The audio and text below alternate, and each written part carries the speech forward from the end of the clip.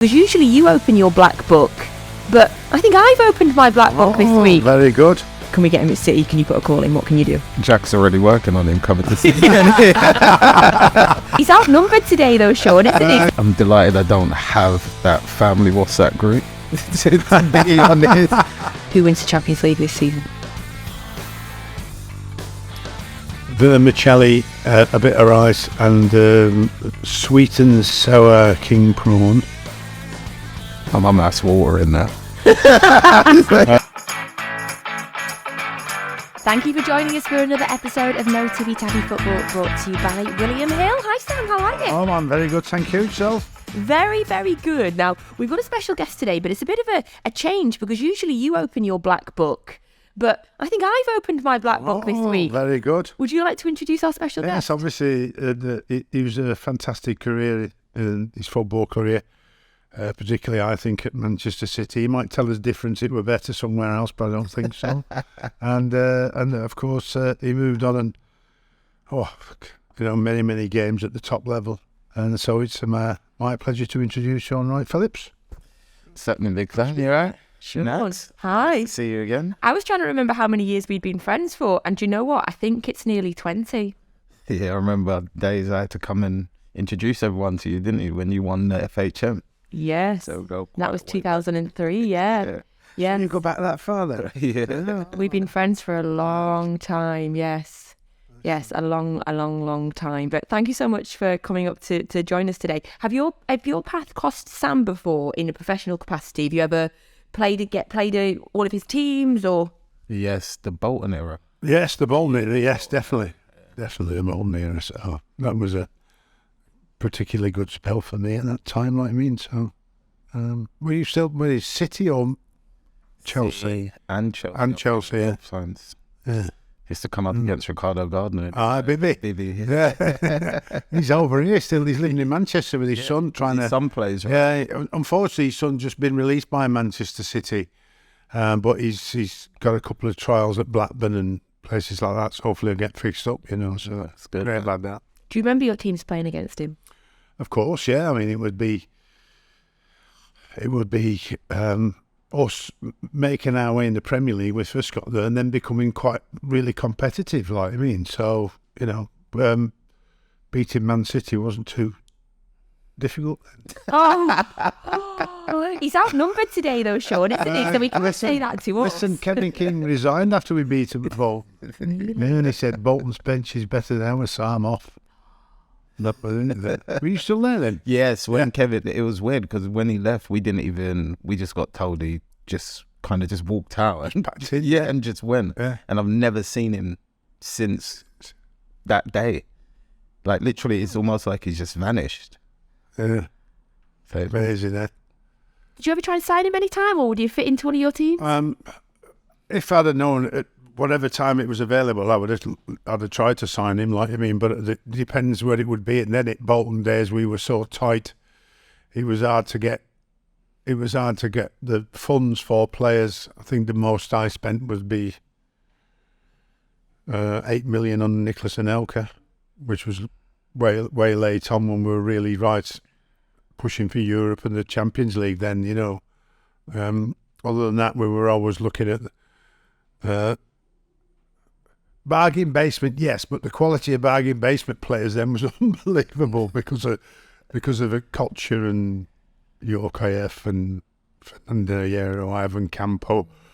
All those players just wanted to come and play in England, like I mean, and they were nearly all then at that time free transfers rather than having to spend a transfer fee on them. So it created a great spirit and a great time at the Wanderers, but of course British players in that, and then Kevin Nolan, Gary Speed, we picked up players, Kevin Davis, Nicky Hunt. So with a bit of a mix that was that went a long way at that particular time, like I mean. The City, at the end of that season with Kevin and Stuart taking over, sold out. Because I told you this story before, because I was actually going to be a manager then. I didn't know that, did you? Yeah, that I left, didn't it? Yeah, so But John Wardle and Dave Makin sold the club to Shinawatra and they got Sven instead of me, so I went off to Newcastle instead. But yeah, it's interesting at that particular time. And you were particularly more expensive than 8 million when you did sell. So He was, yeah. he was out your budget. He was, yeah. That was nothing to do with me, that price. Well, we're gonna get onto that. We'll get onto your career as well. But I do like to, or we do need to, every pretty much episode, Shaun, we have to just check in on Sam, see if he's going to be here next week, and just make sure he's not picked up a job, which, you know, his phone's always ringing. So this week, Sam, Spurs are looking for a manager. Highly unlikely. I think that I know Antonio Conte, and I wasn't surprised to see the rant and the rave. And of course, if you look at it in its context, if you'd have said it a lot calmer, it might have had a bit more effect, because it was absolutely spot on, really, where Tottenham lie as a football club today, like you mean. So there's a huge amount of, because normally when we lose it like that and we have a rave, it can be not as to the point as it was, but it was to the point. And you know, Tottenham, great stadium, great football club, you know, but just can't get over the line. And they can't get over the line because it's not the managers, it's because the players that have been brought in are not quite good enough to get there. So you can't have all those managers, as I say, it's all the managers' fault. Yeah. It's just impossible, you know. So they are where they are, and until that changes, it's unlikely that they're going to finish any higher than they do. And I thought it was a bit of a miracle him getting them into Champions League last season. But, you know, if they lose Harry Kane, what are they going to do?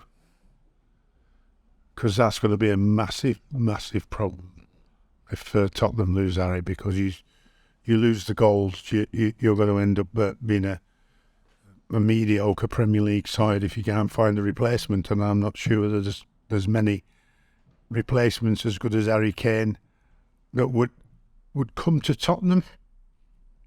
And I don't want to be disrespectful to Tottenham, because he's a fantastic football club and done a brilliant infrastructure in terms of the stadium and maximising their revenue. I get all that, but they're just not quite at the level of, even though Liverpool having a bad season, Liverpool, Man City, Man United now, and of course and Arsenal. What did you make of Conte leaving? Were you surprised, or were you expecting it when you saw the comments? I'm quite honest, I was surprised in the fact it actually took him that long to come out with what he said, because if you look at Conte over his career, he's a very outspoken man.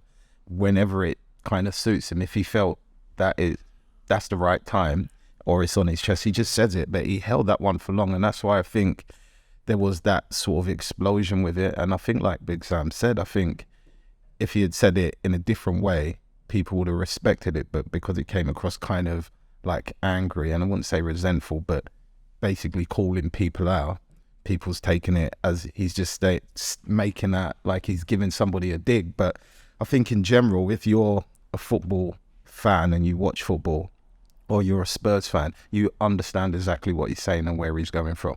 Because I've always said there's a lot of managers that's gone in there that's done really, really well at other clubs, but seem to get to Spurs and fail. So that can't be a coincidence for me.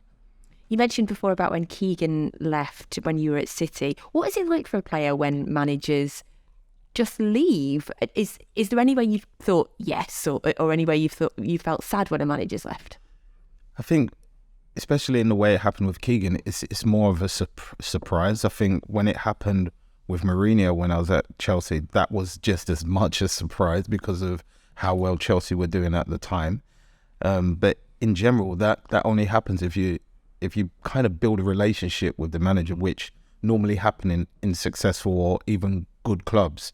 That relationship naturally happens because of the way the club's run and the way the manager wants the players to be on and off the field, and the way they train and the bonding exercises, that it brings in like a laugh and a joke, so you naturally have a chemistry. So if that happens and then the manager just gets sacked, then it's like, well, why did why did that just happen? We're getting well. Like Mark Hughes' situation with us, I think we was 5th or 4th. We had drawed like 3 or 4 games, and then he just got the sack, and nobody could actually understand they were waiting why. for him to try and slip up, but they ran out of It just patience wasn't happening. because I've suffered from that because they inherited the manager. Yeah. When the new owners When the new owners came in, they inherited Mark Hughes, and they're like, wow, well tracked. But the bottom line was they didn't want to keep him. It was clear and obvious because of what happened to him. Yeah. So even though they gave him an opportunity, he could have, the only way they kept him had a 100% win record, I think, because they wanted to change because they had all these influences then. And I think, as I said, any new owner, and I'm not so sure they'll ever admit this, when they get a football club, don't know what they're doing Yeah. because they've never run a football club before. Yeah. And they start trusting the wrong people, and that certainly happened at Manchester City. And other influences made them to make them decisions. And the beauty about Manchester City, they actually learned from that. Yeah. Found out about all these people, and they dumped them and got rid of them as quick as they could, and then built their own infrastructure that is now one of the best in the world. Yeah. So if not the best in the world, because I mean, do you know how many football clubs they own? Nope, lost track. Lost track, yeah. Yeah.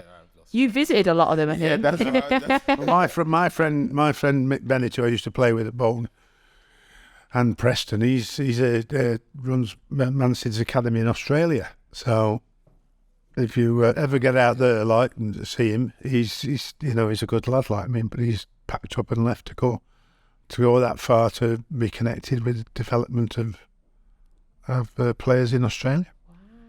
I'd always It's prefer. very clever. Marcus, he was very good, I thought, especially in terms of the way he had us playing, because at times I was playing centre midfield, if you remember, and at times the way he had us playing on a counter attack. I think that was the first couple of seasons that whenever we played Arsenal, we just basically just destroyed them because they couldn't deal with the pace to which we counter attacked on, and for me, he was quite an intelligent manager.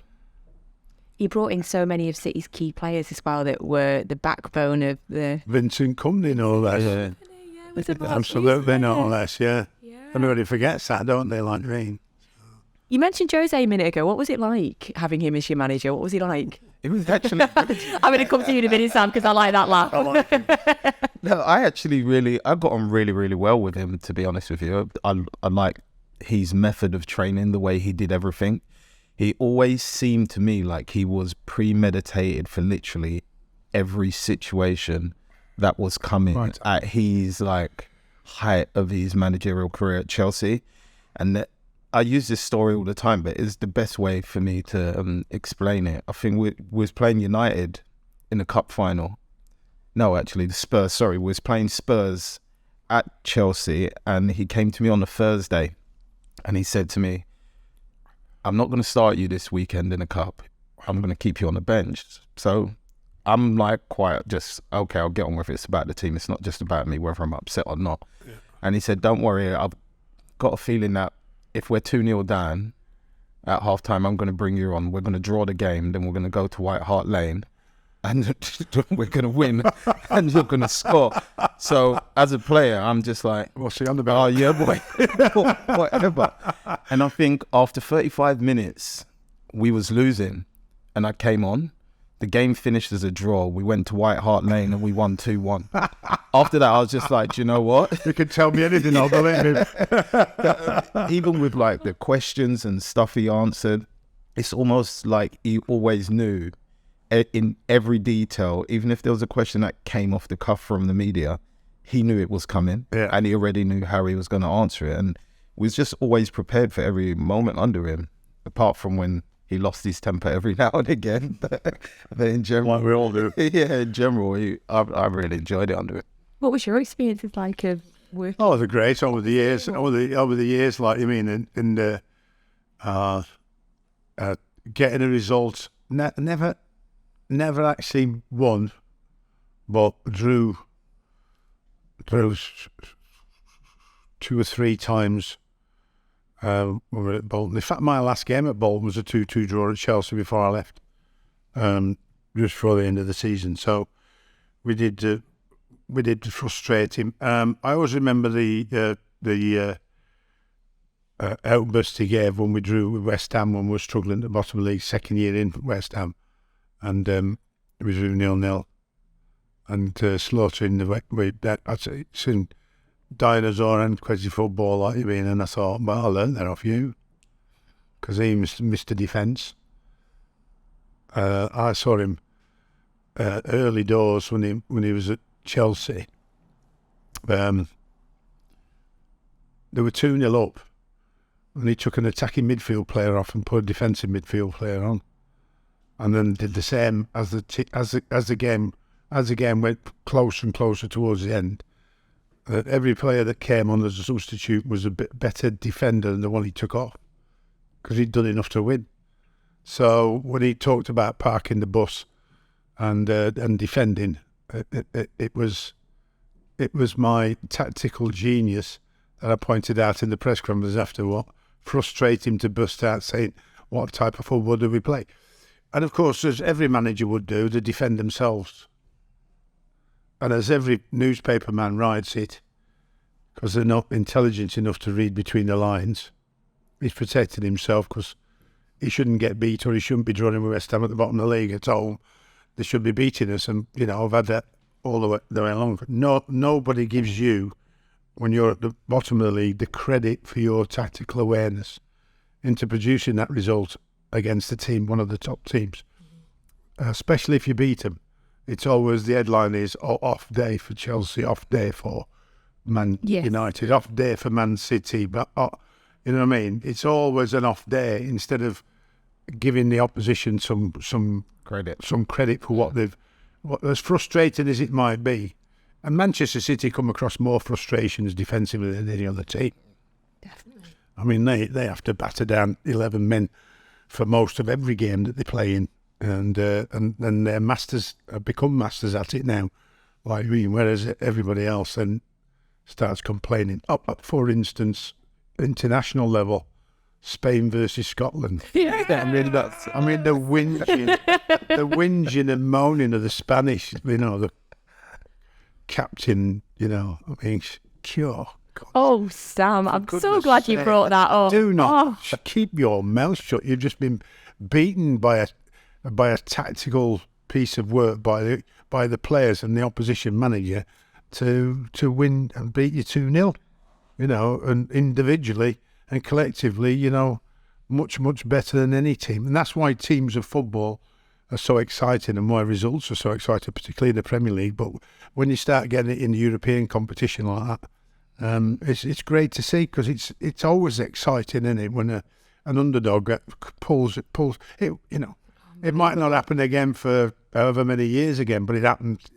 One of the greatest scalps I can remember. This weekend, Although that's part of why I don't like international football, Sam, because Scotland beat Spain and I'm cheering on Scott McTominay and hoping Rodri doesn't do well. It really is part of the reason why I don't like international football. I think it was Rodri who was sounding a bit naughty with his comments until, and how physical and how negative they are. Physical, what's going on? I don't know. Anyway, it was great to see Scotland win 2-0. It was. Hurrah! A couple of other managerial things that have happened this week that I want to get both your thoughts on. So, Sir Alex Ferguson and Arsene Wenger have been inducted into the Hall of Fame, the first managers.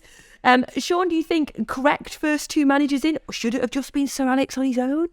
I think they're definitely both the right choices for me to be inducted into that. I think when I was coming through, Sir Alex coming up against these teams, to be honest with you, was an absolute nightmare as a player, and the way he had them playing, and for what he'd done for Man United is just incredible in itself. And I think with Arsene Wenger, he, for me, just took football to another level as well, in respects of, I wouldn't necessarily say tactically, but just the way football was played at that time. You can say, people say tiki-taka, but for me, it was just the passing and the movement and the interchanging of positions, and that was in a 4-4-2.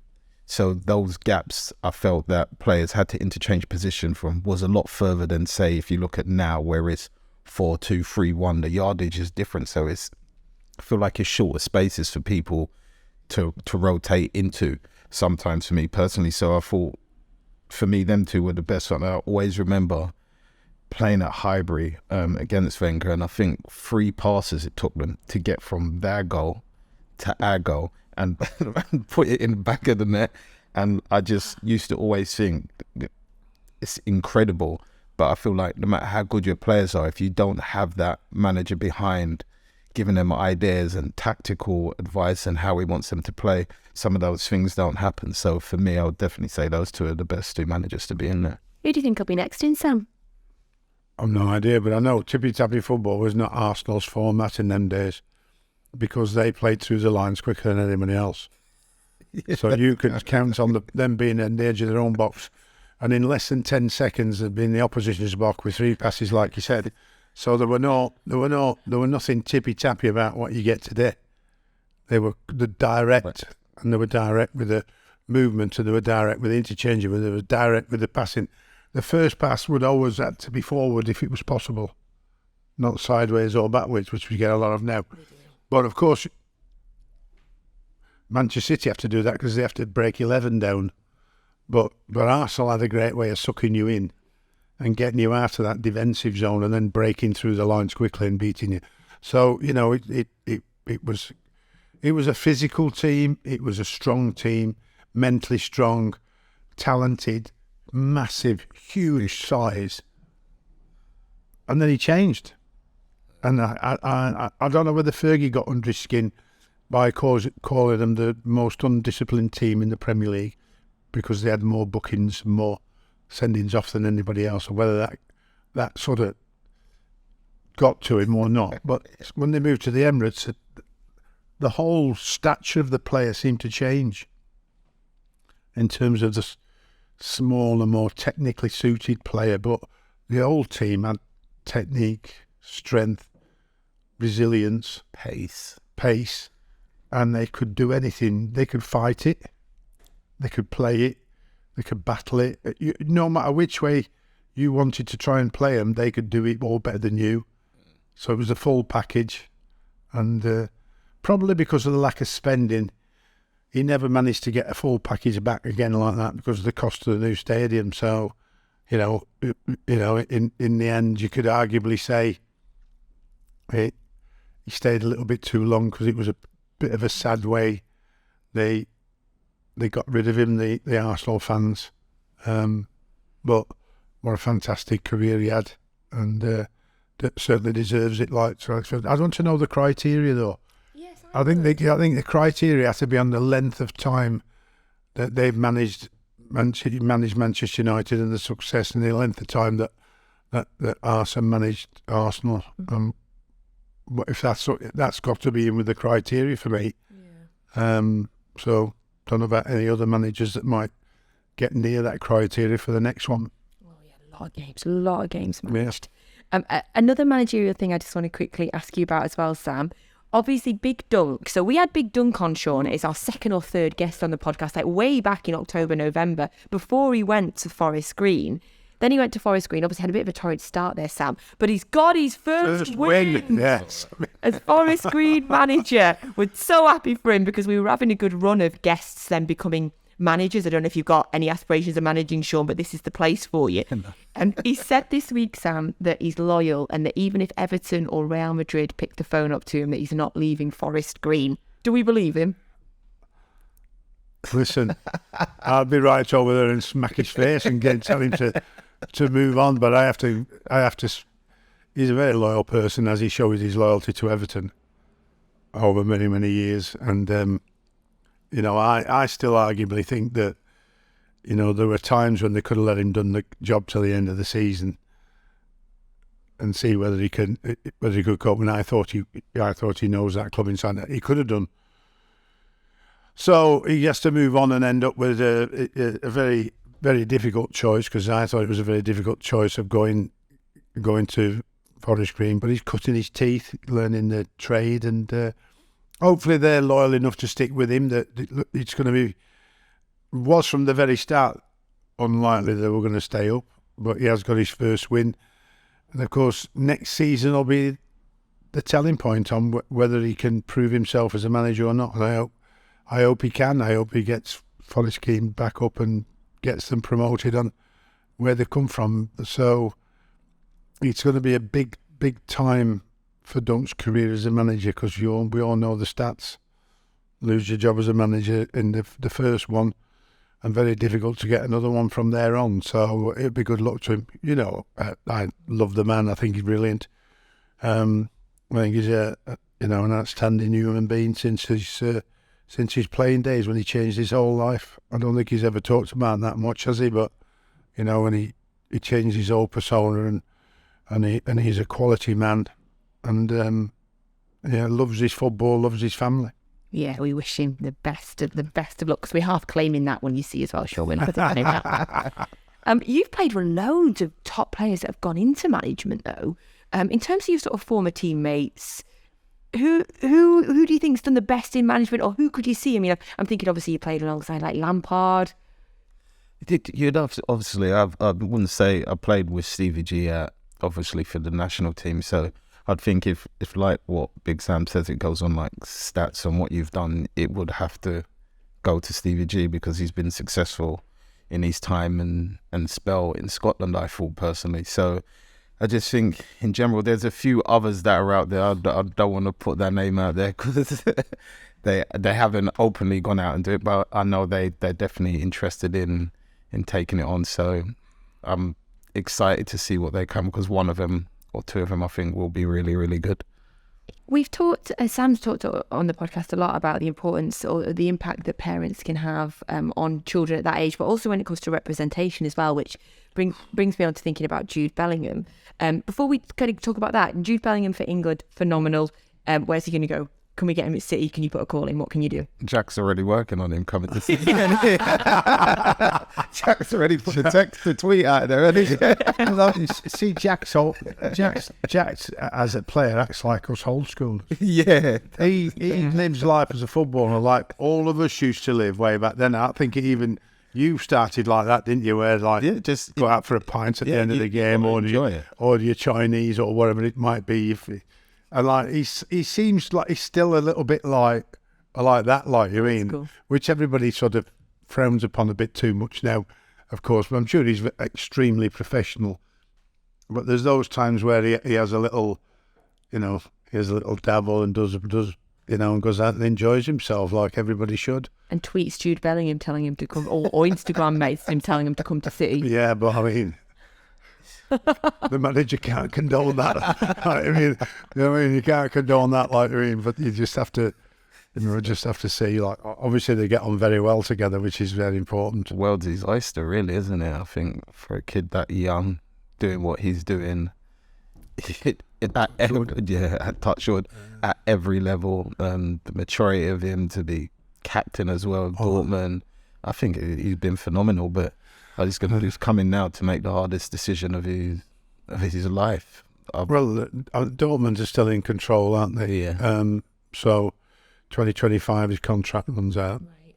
But if they are to get the maximum fee, it would be this summer.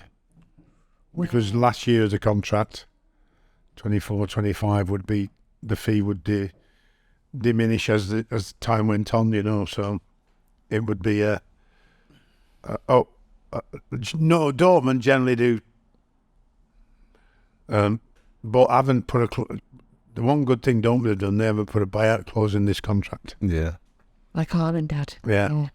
So they learned the lesson in that one, didn't they? Yeah. Where do you think, so like Real Madrid, City, United, Liverpool, like? I think it depends what he as a player wants. I think if he's talking about trophies like now, then you expect him to possibly sign to a City or at the minute an Arsenal. But if he wants to play week in, week out, I forgot to put Real Madrid in that. I have to. Yeah. But like if he wants to play week in, week out, then I think I'd say best place for him to personally go is Liverpool. I think Liverpool are in need of some serious midfield strength and depth. So I think they don't really rotate. Klopp's not big on rotation, especially if these players are fit. They will play literally every game. And that's something that Jude wants to be a part of in respects of playing all the time. If he comes to City, there's always going to be rotation. And I think Arsenal is going to go down that route as well once that depth gets to the same ability as they have in the starting 11. So it's going to be interesting to see, but he pretty much right now can choose anywhere he wants.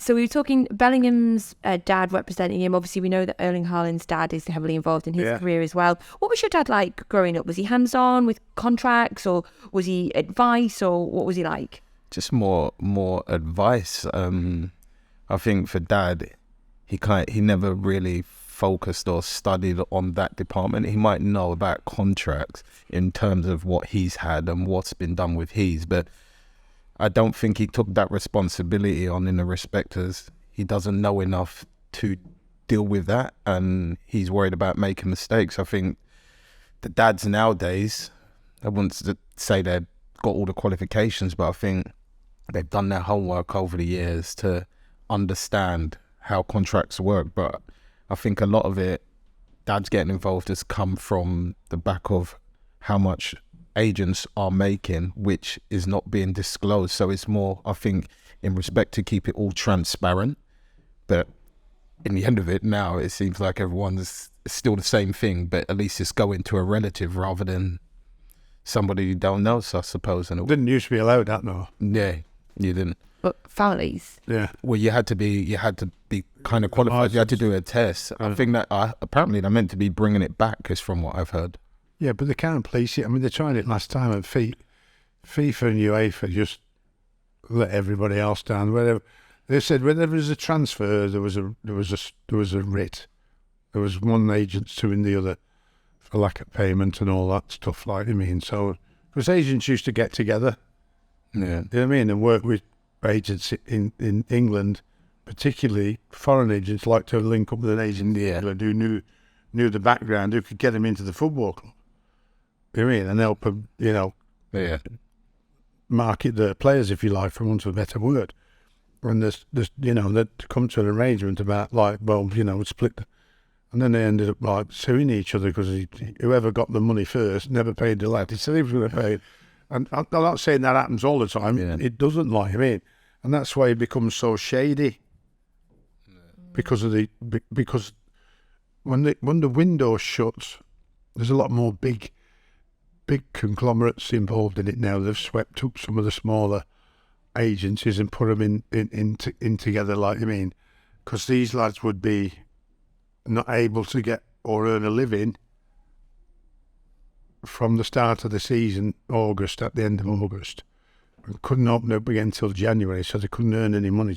So when January opened up and they were struggling to start with, and they didn't get a deal done in January, by the time you could imagine how desperate there were some of these agents. Yeah. Because that was so not all agents, as like not all players, get millions and millions of pounds in wages, and not all agents get millions and millions of pounds in. I mean, my son tried to do it and just got, you know, they get shafted by agents, got shafted by the press, just because you were my son, like, I mean, and they called it nepotism. Is it nepotism? Nepotism.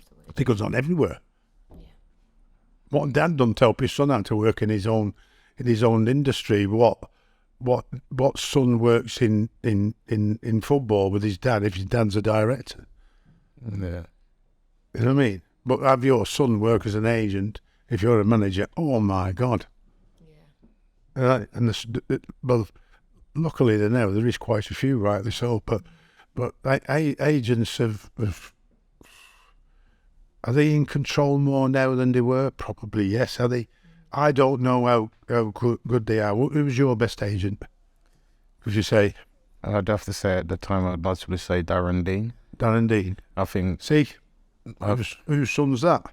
Yeah, David. David. Yeah, See, well, Darren bought me. It's got me from Barcelona to West Ham. Centre midfield for Arsenal. You have to excuse my memory. It's been a lot of players Come then. on. Top player at Arsenal, centre midfield, went to Barcelona. Looking at you. Went to Barca. Yeah, and I got him back on loan a year later to West Ham. Freddie. Songy. Yeah. Darren got Darren to bring him to West Ham, like, I mean, couldn't believe it, like. I mean, the year before he was like top of the tree. Yeah, he was on Arsenal. Yeah. And like a lot of players, couldn't cope with Barcelona. Same with Ida Johnson, top player at Chelsea, and he couldn't cope with Barcelona, or he just didn't fit in. I don't know, but Songy was only too glad to get back to playing Premier League with us. So we've got a centre midfield player of the highest quality playing our midfield. So that's why agents can and certainly need to help you with who's coming up and what you want to achieve. Yeah. Mentioning Haaland there, Shaun, rumours that he is injured for the game against Liverpool on City take on Liverpool on Saturday. We don't know what is going on yet, Sam. We don't know. I don't know. Well, anything. if you don't know, I don't. Yeah, I mean, you're Man City through and through, so you should have. They tell me nothing, Sam. Dear. I'm not in the know.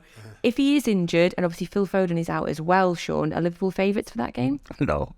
I would honestly still say no. I think with Liverpool's, they've been just so inconsistent. I think their consistency personally is getting better, but it's still not Liverpool of, say, the last 3 or 4 years. I think they have so much quality, so they will cause problems. But Salah isn't the person he was last season. I think he's not as selfish as he was. And I was one of those who used to say, why doesn't he pass? But now you can see what, for me, it's done. I think he's got 22 and 10 assists, which is last year. That's what I mean. That's what I mean. Everybody's saying he's not, including myself, he's not himself. And that's kind of why I said I think he's just changed. He's creating more chances this year than I would say he did last year. That's took a change of personnel, Yeah. Because the players he's playing with now, particularly the two new lads up front, it's the first year in the Premier League. Yeah. And they had, in all fairness, they haven't hit it off, have they? Quality players, but not goal-wise or assist-wise, are well under the mark compared to Mane And Bobby. yeah. That's I You know what I would mean? agree. So that's where Salah's not performing like he used to, because once you've got that to take click, on more responsibility. understanding. Yeah. so maybe next season it will be better for them, because two massive players for Liverpool spent a lot of money on haven't quite clicked together and not clicked with Salah in terms of the quality of assists and goal scoring ability that they used to have. But but that midfield as well. I don't think that my favourite player for that midfield, I think, you pronounce it by Čečić, the young 18-year-old. He's injured, so you never know if Thiago's gonna play, because he's been injured pretty much most of his. So a lot's been put on, say, Henderson and Fabinho, which seem to have done a lot over the last 4 years. And to play the intensity personally that Liverpool did for 4 years, every player basically played all the time. It is a massive achievement. And I just think it's wouldn't say come to the end, but I think it's come to the point where now finally they're feeling the effects of the 3 or 4 years title challenge. Constant playing in every game, every competition. Mental resilience. Yeah, and that's all I think it is personally for Liverpool. But I think the way City are playing at the minute, I think especially Grealish. We hope you're enjoying watching No Tippy Tappy Football, brought to you by William Hill. And don't forget, you need to subscribe to the Footy Accumulators YouTube channel so you never miss an episode. How are you assessing Jack Grealish's season so far? It's just getting better and better. I think he got a lot of stick because of, I would say, the price tag. I'd say a lot of people didn't understand the transition from being an Aston Villa player to a Man City player. Yeah, I don't think people get it. It's not just, oh, Jack, go out there and do what you did at Villa. That's not what the manager wants from him. The manager gives him bags and bags of information. Sam will tell you, when new players come on, especially at the time they come, and they want you to play now, you have to continuously take on information. And I think now you can see Jack, a bit of Jack from Villa and a bit of Jack of what he's learned at City, which is clever on the ball. He used to buy free kicks all the time, but now he's buying them in positions and times when City actually need him to. He's now taking players on, and he's scoring massively important goals against big teams as well as getting assists. Now, for me, that's what wingers are supposed to do. But the problem we got in this world is wingers nowadays are scoring like 10 to 15 and 20 goals. But normally that would be a good season for a winger already. But for me, I think it'd been fantastic. They're not wingers anymore, are they? Because the fullback's your winger, isn't it? Yeah. The game has changed to whereas your winger was about your crosses. Assisting and creating. Now it's about coming inside and joining in and getting an assist by the last ball you put through more than actual across. Your crosses are coming from your fullbacks Yeah. more than your wingers now, like I mean, which is a real massive change in the game over the last 8-9 years, maybe even longer than that, So, but Jack's an entertainer. Oh, yeah. And we need entertainers in the game. You know what I mean? So, he hasn't quite got as many tricks as JJ. He's as good with his feet. You know what I mean? But JJ had a few more tricks up his sleeve, and that used to excite everybody. Like what I mean? So, You mentioned the high price tag as well. Obviously, when you left City and went to Chelsea for the 21 million, which was a huge amount of money back then. You know how I felt about his Sam when he left. I cried. I think every City fan did at the time. Right. I like to think you did as well, Shaun. Turned it down, didn't I? I got told I weren't allowed to. Really? Yeah, I didn't actually want to go. And did you accept that in the end? I didn't have a choice. Otherwise, And who was your agent then? Darren Dean. Darren Otherwise, City would. Darren get you more money? What do you mean? Did he got more money? Look in my eyes. Did Darren get you more, or did Darren get more? Who did you mean? Who got more money, Darren or you? I don't know. I haven't seen Darren's bank balance to find Not out. there to show you what they made. No, I don't know. I've never been down there. It was a legal responsibility for an agent To disclose. to disclose how much they made, so it might not have come in then. And if they didn't, that was big trouble for the agent. Was that back when City needed the money? Was that the... Yeah, definitely. Yeah, that was the only reason why. Yeah. Otherwise, I don't think it would have come about, to be honest with you. I think they may, well, I hope, I'd like to think they turn it. For a while there, Man City brought up some of the best young players. And yeah, we had loads coming through. You know what I mean? Stevie Island, Mika, Yeah, Joe Hart. yeah. Got Chuck Casper and Harry came through the academy as well. Loads, mate. So you didn't want to go, but you did, and it sort of, you had to go in that big money move to another club. I'm just kind of diverting, if you watch me, this way to talk about Harry Kane. Do you think that he should push to leave Spurs, or what's your kind of thinking there ahead of his sort of summer decisions? I feel like it's different. I think he's a lot older than I was when I had to, got put in that position.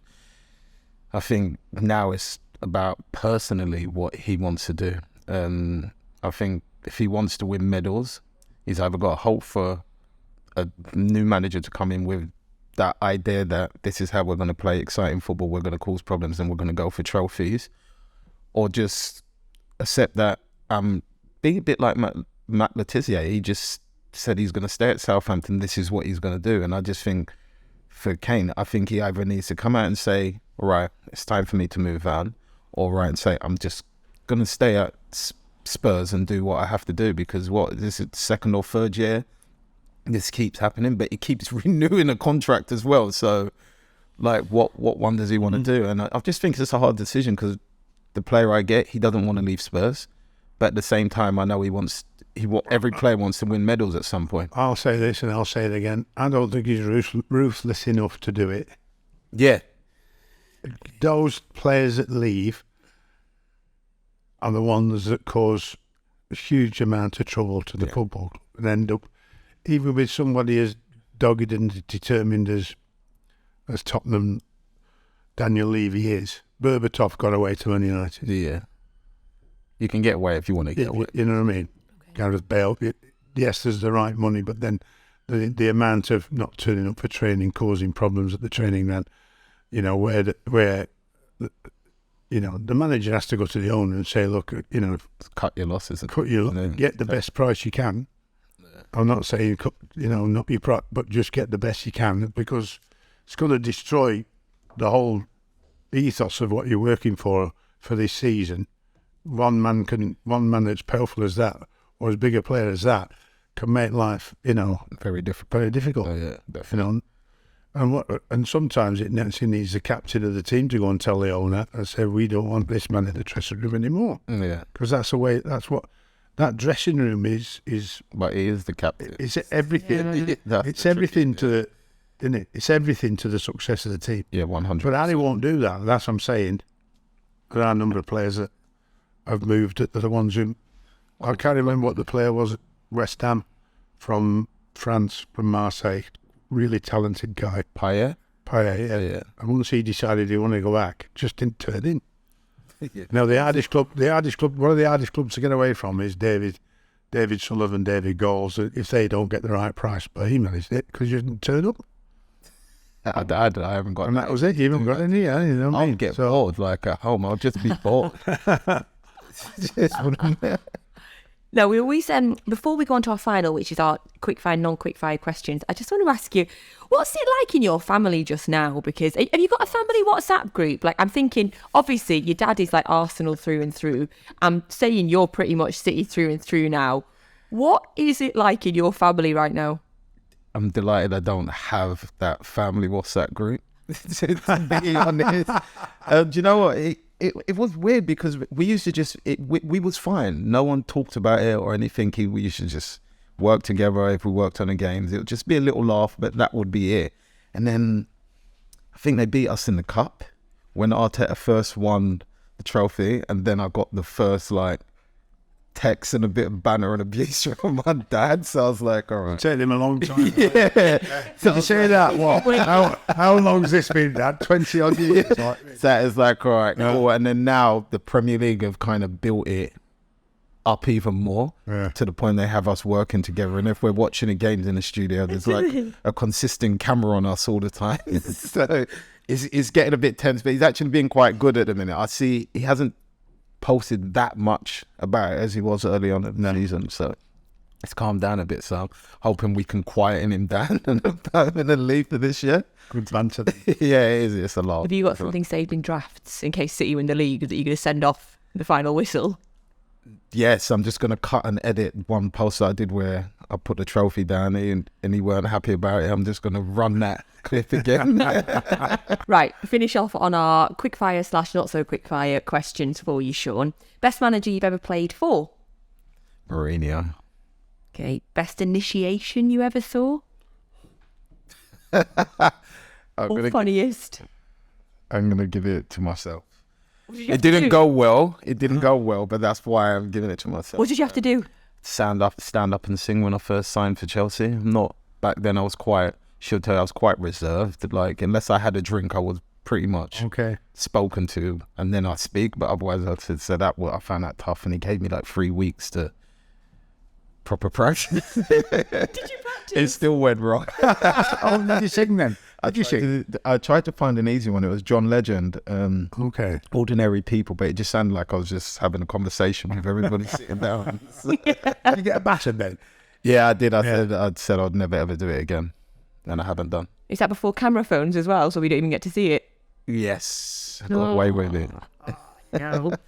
Okay, forget positions. Who was the better footballer, you or your dad? Dad. It's more of an entertainer. Goal scorer. Yeah, he's more of an entertainer. I'm not sure that's a better footballer.